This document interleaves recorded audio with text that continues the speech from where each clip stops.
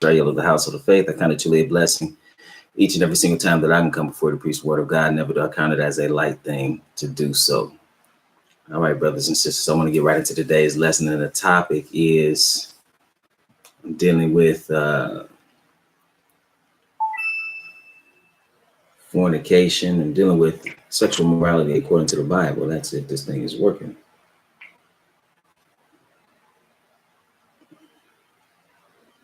Okay, so I guess I just have one person on. Okay. Yeah, it's been worrisome, this internet. Nevertheless, and I'm on a little early today, so I'm not going to keep you very long. But with that, I just want to deal with, again, the lesson, and the title is fornication according to the Bible. New in the course of human events, when you think about the inability for us to operate this, that's how we reproduce. We were even mandated. That was one of the first mandates given. If you read in Genesis 1, he said, and God blessed them, and God said unto them, be fruitful and multiply and replenish the earth, or fill the earth, right? But one thing about it, that was to be done. Peace to you, Brother Elbert. Peace to you. That was to be done within the confines of marriage. All right. So he instituted marriage. So let's look what he instituted marriage, because everything else pretty much is out of pocket. This is Genesis, the second chapter. Genesis, the second chapter. And in verse 18, it says, and the Lord God said, it is not good that the man should be alone. I will make him an help meet for him. So he said, I'm going to make him a help fitting. That's what meet means, a help fitting for him. So it says, and out of the ground, the Lord God formed every beast of the field and every fowl of the air. So the animals came out of the ground too, just like it's not a coincidence that they turned back into the dust too.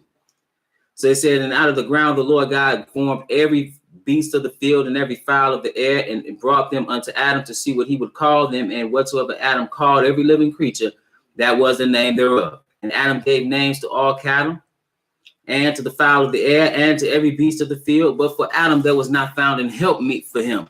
So there was no help found still. You had the creation of the animals, but there was no help found there. And then see, so he says, and the Lord God caused a deep sleep to fall upon Adam, and he slept, and he took one of his ribs and closed up the flesh instead thereof. Okay, so now he performed surgery, anesthesia. He used anesthesia in the sense of putting him to sleep. And he took his regenerative rib, and it says, in the rib which the Lord God had taken from man, made he a woman, peace to you, and brought her unto the man. Okay, so now he brought him a helpmeet for one, not his head, but his helpmeet, and he brought him his counterpart. He didn't, and notice he didn't bring him another man. See, there's balance there with men and women in the sense of what we were supposed to be doing in our relationship to one another. But verse 23, it says, in Adam, because the institution of marriage is here, it says, and Adam said, this is now bone of my bones and flesh of my flesh. She shall be called woman, because she was taken out of. So that's how you become. And just for the record, let's go to Hebrews. And we want to pick it up at chapter, let's see.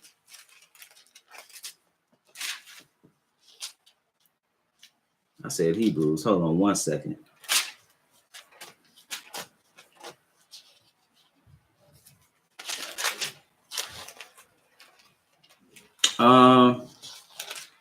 Let's go to just so we know what that one means.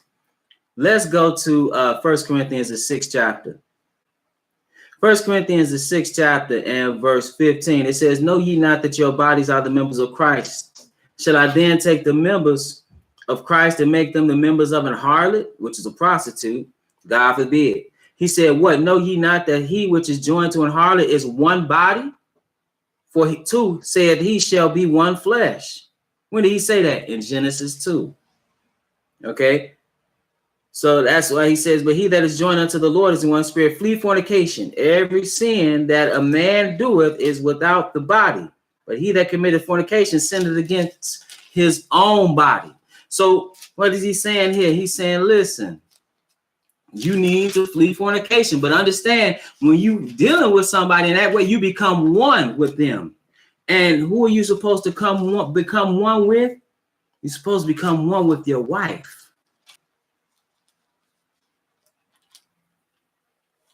Hold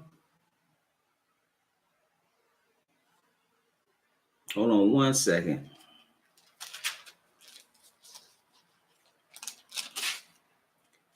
So now we in 1 Corinthians.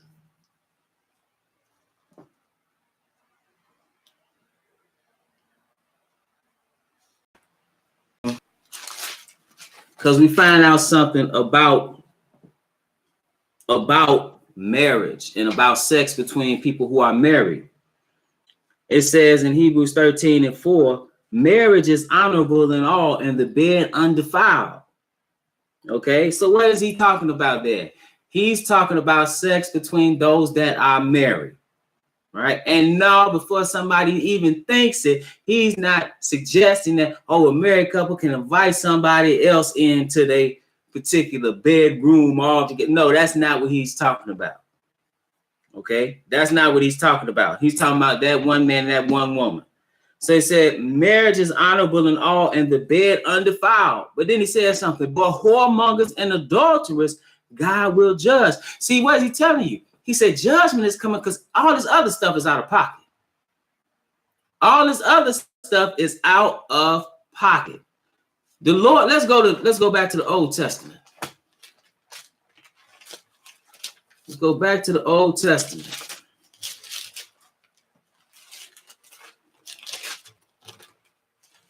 And we want to pick it up.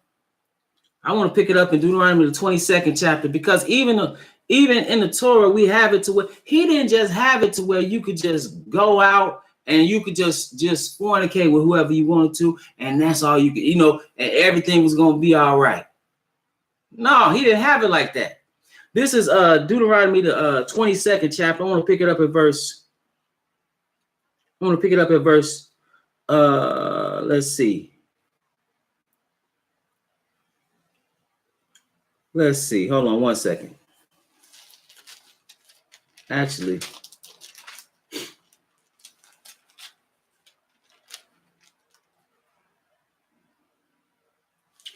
Deuteronomy, the 20th Deuteronomy, he says in verse 28, Deuteronomy, actually, I want to read another place. Well, let's see.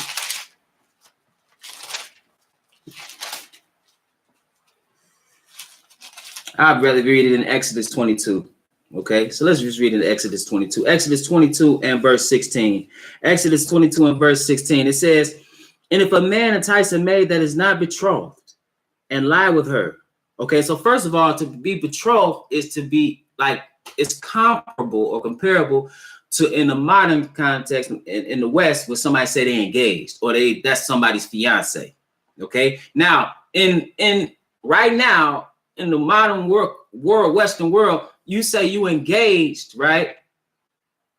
And it doesn't carry the same weight as if you say you are married. But in Torah, it's on the same level. You know that because you could get stoned for adultery. Like if you deal with another man's wife, that he's basically, this man, he has consummated that marriage and they have gone into a covenant. Or you could be stoned if you deal with a woman as a man. You deal with a man somebody he's betrothed to, a woman he's betrothed to. It's treated the same way, okay?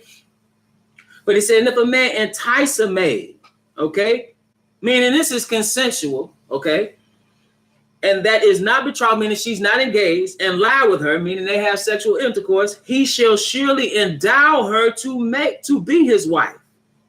Okay, now, and this is talking about a virgin. You will pay a dowry.